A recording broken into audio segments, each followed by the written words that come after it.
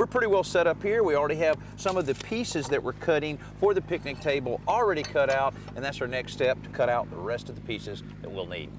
The plans detail measurements to be made on square cut standard dimensional lumber. 1 3/16. 1 3, got it. So all you have to do is to connect the points with lines and make your cuts.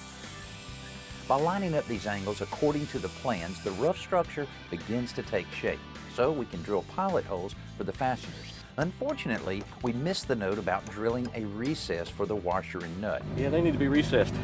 Oh, come on. Yeah. So we had to go back and take care of that. Those little details save a lot of time and aggravation. The specified carriage bolts are galvanized, and that's important too because standard fasteners will rust quickly in pressure-treated lumber, especially outdoors. Here's another trick for attaching the top and the benches. Be sure to turn the board so the curve of the grain arches up like a rainbow to prevent the edges from cupping.